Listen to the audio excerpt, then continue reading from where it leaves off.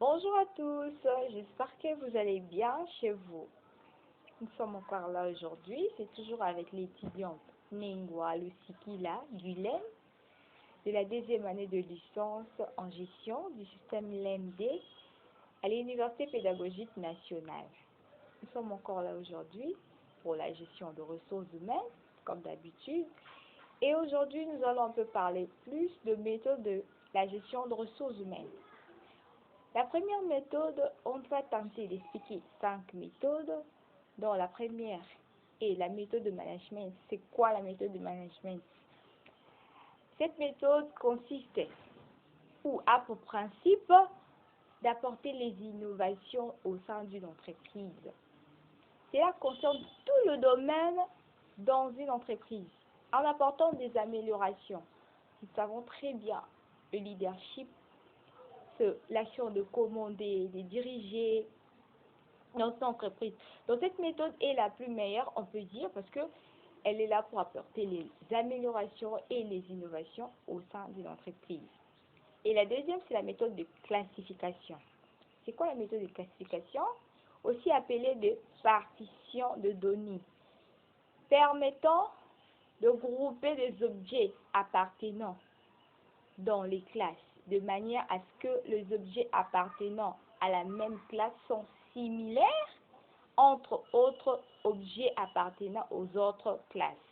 Comme nous avons dit, cette méthode consiste à classer, on peut dire classer de manière que les objets appartenant à la même classe sont similaires par rapport aux objets apportés dans les autres classes. Et la troisième méthode, c'est quoi? La méthode de compétence. La méthode de compétence, ou encore on peut appeler l'approche par compétence. C'est quoi cette approche?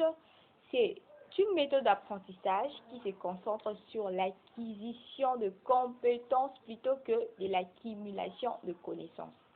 Donc cette méthode consiste à connaître, à savoir le savoir-être, le savoir-vivre, le savoir transversal, le savoir-faire. Donc c'est une méthode qui nous sert à développer personnellement nos compétences professionnelles et personnelles. Donc c'est ce qu'on peut expliquer par rapport aux méthodes de compétences.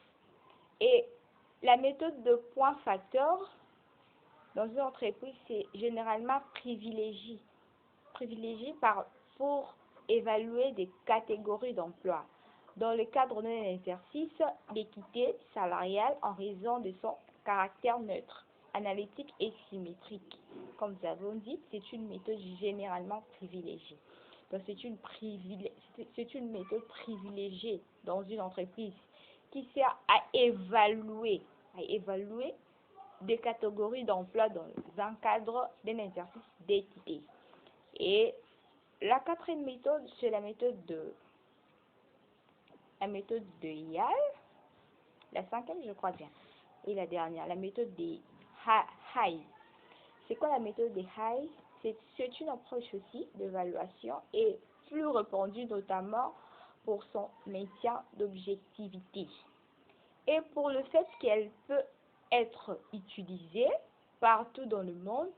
La méthode consiste à comparer le poste selon le facteur clé suivant: la compétence, l'initiative, la créativité, la finalité et les conditions de travail. Si on peut comprendre par là, c'est aussi une méthode d'évaluation, comme nous avons dit. C'est une méthode d'évaluation qui consiste à comparer les postes dans une entreprise, les compétences, la créativité, les conditions et les finalités de travail. Et c'est par là que nous bouclons notre vidéo d'aujourd'hui. Merci et bonne journée à tous. On se retrouve pour la prochaine vidéo. Merci et bonne journée à tous. À plus.